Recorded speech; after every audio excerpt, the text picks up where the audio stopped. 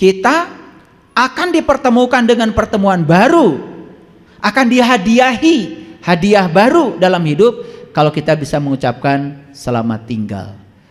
Ucapkan selamat tinggal pada segala hal yang tidak menolong kita. Ucapkan selamat tinggal pada segala hal yang tidak membantu kita. Setuju?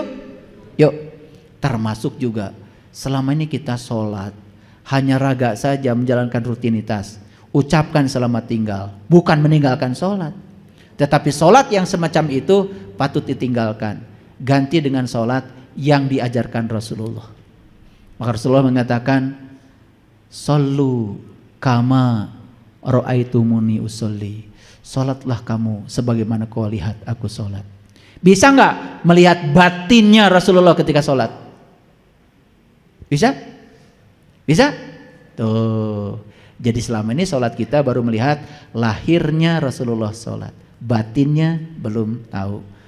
Disitulah kita pentingnya bertemu dengan orang-orang yang mewarisi ilmunya Rasul, supaya tahu lahirnya, tahu batinnya, sehingga sholatnya lahir batin. Selamat tinggal sholat yang hanya lahir saja. Selamat tinggal sholat yang sekedar kewajiban. Selamat tinggal sholat yang hanya rutinitas. Saya ingin mendapatkan kepuasan dari sholat saya. Karena Rasulullah mengatakan, sholat adalah hiburanku. Kalau udah sampai ke sana, ayah rasana sholat. Rindu ingin sholat, bukan gak mau sholat, rindu ingin sholat. Rindu itu karena kita sudah merasakan rasanya. Kalau gak merasakan rasanya, rindu gimana? Paham? Wajar gak kalau anak-anak sekarang gak rindu sholat? Wajar, karena diajarkan. Betul gak? Ibu bapaknya juga sholat, pada gak sekolot. Sekedeng deui. Gitu sebetulnya mah. Jujur nama. Kenapa ibu bapak sholat? Kewajiban. Jika nu bener.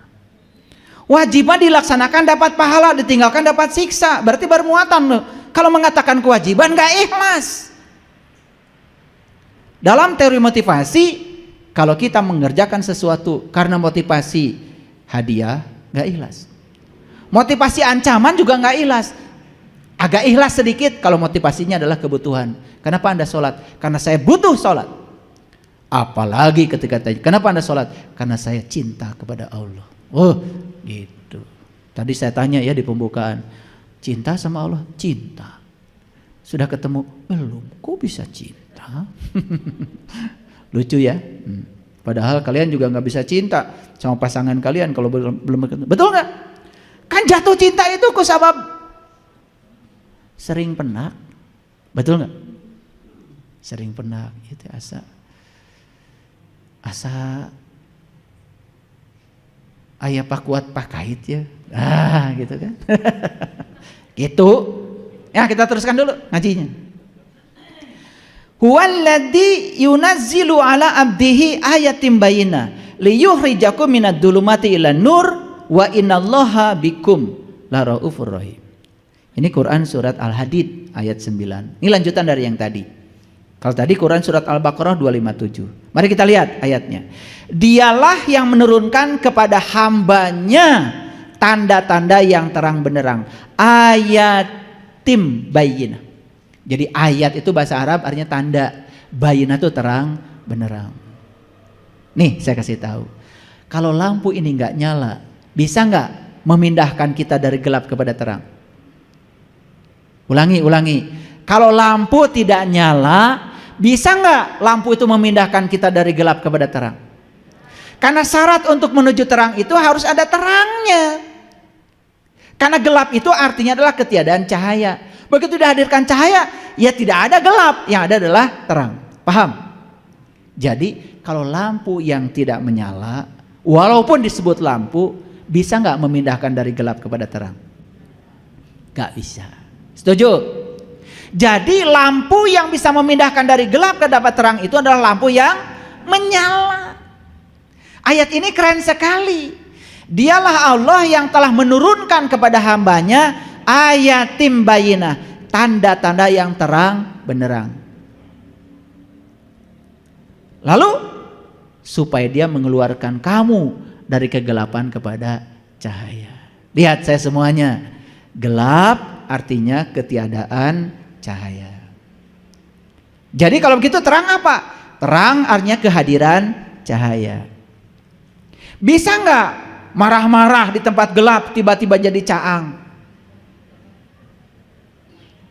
Bisa nggak mengutuk kegelapan tiba-tiba menjadi caang? Marah-marah, mengutuk tidak akan pernah mengubah gelap menjadi terang. Satu-satunya yang bisa mengubah gelap menjadi terang adalah menghadirkan cahaya.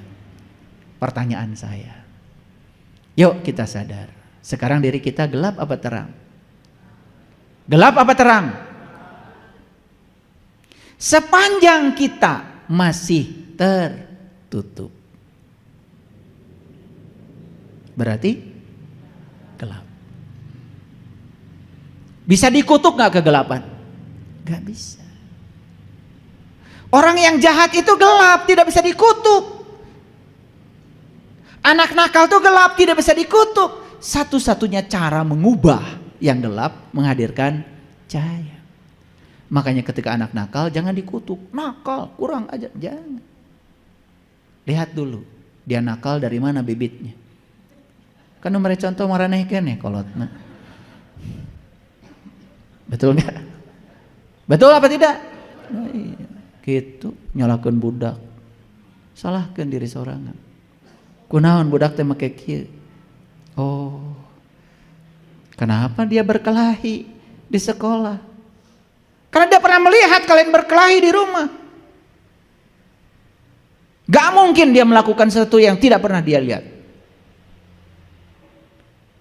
Dur teku sekolah teh dikaluarkeun. Budak teh poek pangna disekolahkeun ge. Dihukum ku sekolah tambah poek atuh. Sekolah macam apa? Kasih tahu ya. Di pesantren, di sekolah banyak hukuman. Poek. Harusnya di situ dihadirkan cahaya. Heran saya. Katanya namanya pendidikan. Lembaga pendidikan. Sekolah, pesantren. Isinya hukuman terus. Gak bisa hafal ini, bersihkan WC. Poek atuh. Betul? Sekali lagi, orang yang melakukan kesalahan itu gelap, hukuman juga kegelapan. Harusnya tidak boleh ada hukuman.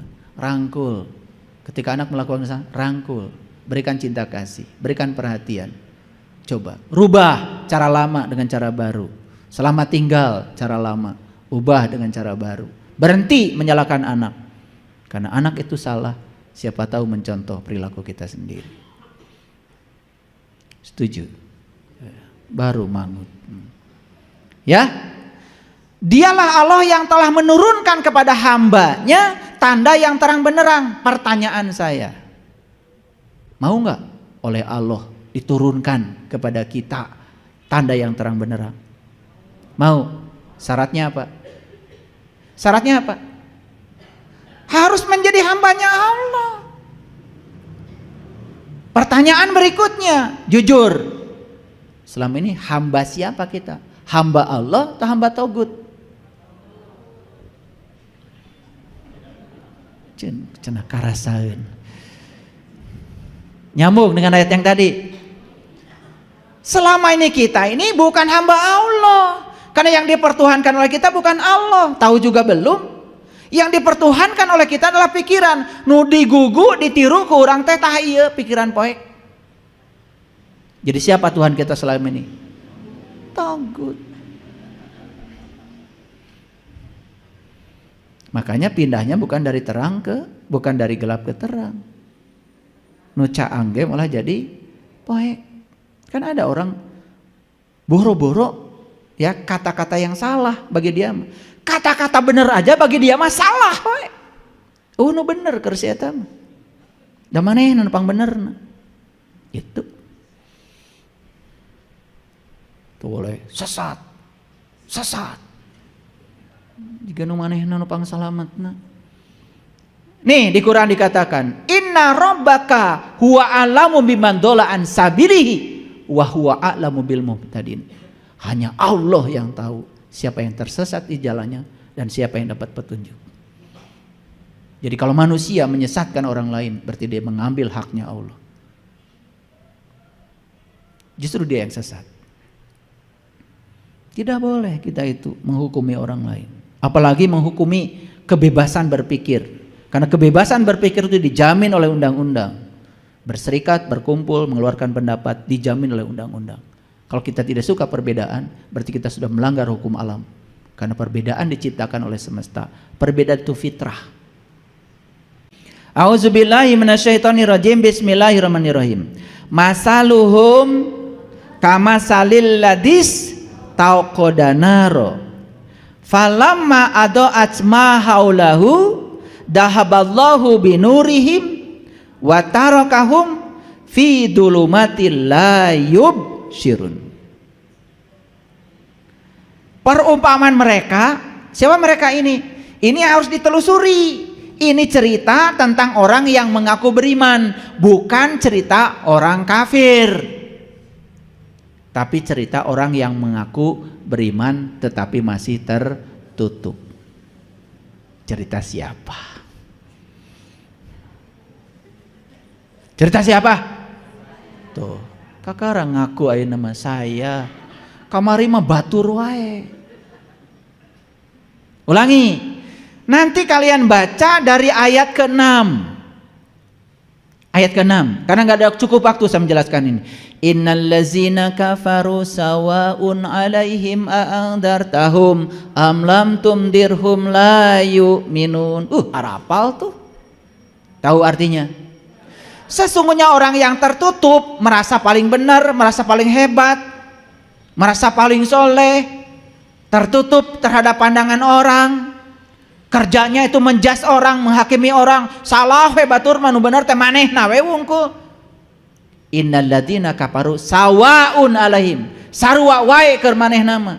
A'andartahum am lam tumdirhum la yu'min. Dikasih ceramah, tidak dikasih ceramah, dia mah sarua wae la yu'minun. Tidak akan terbuka. Orang yang merasa dirinya tahu padahal dia tidak tahu, tetapi dia tidak tahu kalau dirinya tidak tahu, tidak mungkin bisa diberitahu. Makanya saya doakan, walaupun kalian baru datang di sini, semoga kalian semua jadi orang-orang yang dapat ditolong. Itu aja doa saya. Karena orang yang dapat ditolong itu orang yang tahu kalau dirinya tidak tahu. Kalau orang yang tidak tahu kalau dirinya tidak tahu, mual bisa ditulungan. Apalagi siapa dulu dong saya? Lihat dong gelar-gelar saya. Mau bisa ditulungan gitu. Syarat orang yang bisa ditolong itu orang yang tawadu, yang rendah hati, yang jujur pada dirinya sendiri. Yuk kita sekarang baca ayat ini. Jadi ayat ini lanjutan dari ayat 6, ayat 7, ayat 8. Yang tadi ayat 8-nya sudah saya baca. Banyak manusia yang mengaku beriman kepada Allah dan hari akhir, padahal mereka bukan orang yang beriman, cuman mereka tidak sadar. Lanjutannya ini. Nah, perumpamaan mereka apa? Seperti orang yang menyalakan api. Maka setelah api itu menerangi sekelilingnya, dihilangkan cahayanya dan membiarkan mereka dalam kegelapan, tidak dapat melihat. Paham sampai sini? Jadi perumpamaan orang yang mengaku beriman tuh begitu. Sok ngaku beriman, padahal nggak beriman. Itu seperti orang menyalakan api. Caang seetik poek, caang seetik poek poek, caang seetik poek poek poek. Gitu, Kartos. Gitu nggak kira-kira kita? Nah, kalau gitu teruskan ngajinya sekarang. Nah, jelas ya? Ya, kita lanjut ke sini. Ulangi dulu ya. Allahu waliyul ladzina amanu yukhrijuhum minadh dhulumati ilan nur. Jadi kalau pemimpinnya Allah dan yang dipimpin oleh Allah hanya orang beriman, bukan yang mengaku beriman.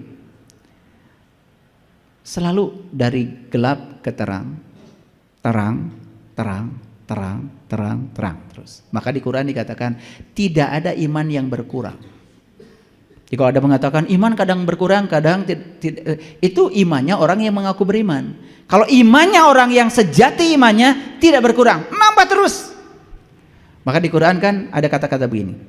Huwallazi anzala sakinata fi qulubil mu'min liyazdadu imanan ma imanihim.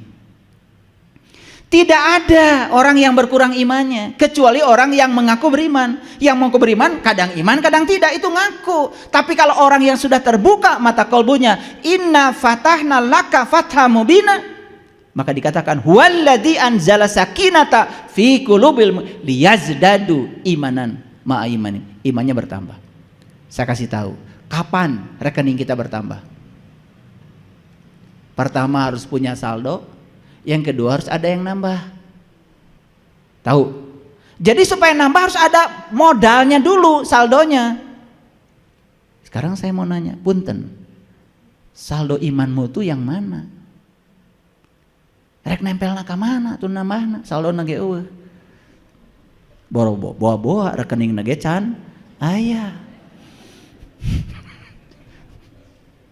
Sibuk transfer nomor rekening naon ge nepi ka ayeuna can aya. Boro-boro saldo rek nempel di mana? Makanya Nabi Musa di Quran dijelaskan imannya itu harus diawali. Kan di Quran surat Al-A'raf 143 Nabi Musa itu kan minta melihat Tuhan. Baca nanti Al-A'raf 143, ya Tuhanku, nampakkanlah diri engkau kepadaku agar aku dapat melihatmu. Kata Tuhan, kamu tidak akan bisa melihatku, tapi lihatlah ke gunung, ke puncak kesadaran. Falamma tajalla rabbuhu lil jabal, dan aku akan bertajali di situ. Aku akan menampakkan diri kepadamu.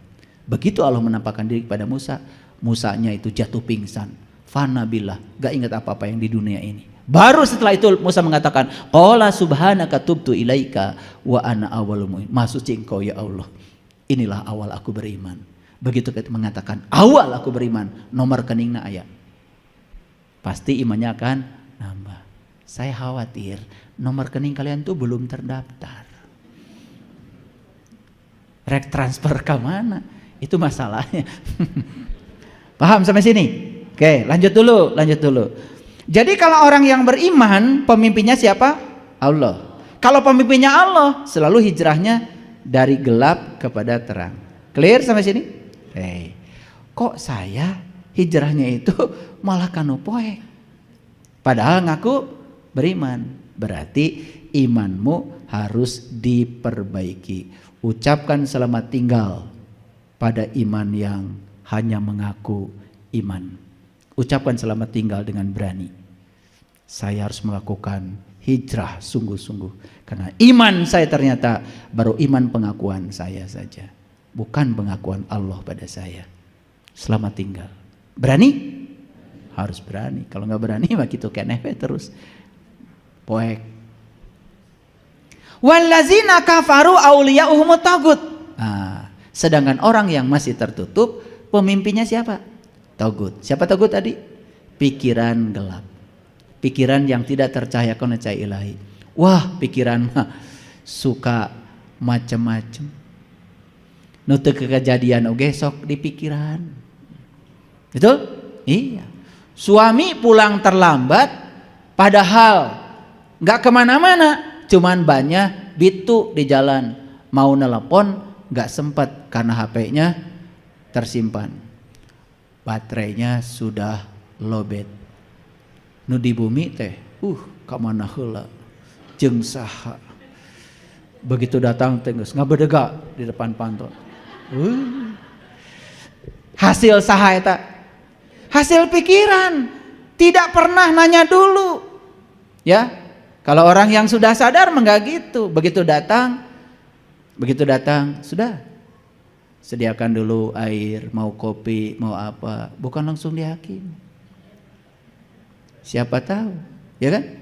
Makanya semua kemarahan, semua hal yang dimulai dengan kemarahan akan berakhir dengan rasa malu. Nyorekan, kau dituka dia. Tas tenang, dicarioskeun. Tadi teh ban bocor. Bade nelpon HP lobet. Tuh, waktosna. Pan.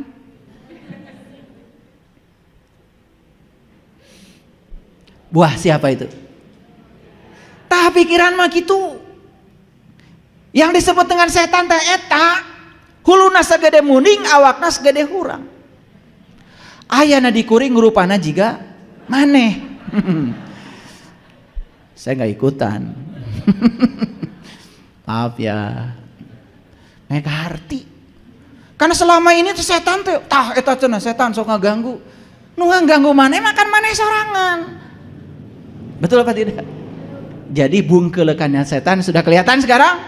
Hakul yakin? Ternyata setan teh pakai kacamata, seri tuh.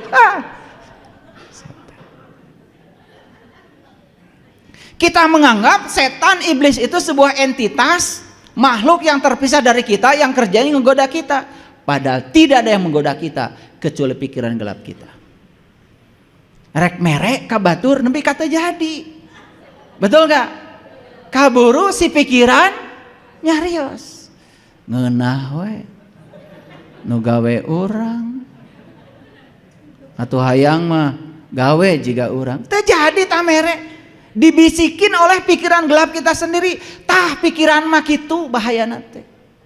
Kalau pikiran belum dicahayakan oleh cahaya ilahi yang berasal dari kesadaran, pikiran kita akan selamanya begitu. Itu yang dikatakan walladzina kafaru auliya'uhumut tagut yukhrijuhum minan nur ilad dulumat. Jadi pindah nate lain tina poek kanu caang, tinu caang kanu poek. Bukan dari gelap kepada terang, tapi dari terang kepada gelap. Sekarang ucapkan selamat tinggal kepada pikiran yang tertutup. Ucapkan selamat tinggal kepada pikiran yang gelap. Mau? Berani? Kalau berani hari ini, memutuskan hari ini, lihat perubahannya. Besok kebahagiaan sudah mulai datang. Singkirkan semua penghalang-penghalangnya, kebahagiaan akan datang. Gitu ngaji mah. Dan ngaji mah kedua ayat ukurna. Kedah ayat canakeunana. Kahartos. Kan ditaros kata di bumi teh. Ku putra atau ku cara oge. Ngaos naon tadi teh ibu? Ngaos setan, Pak. Tos terang setan. Ibu kene.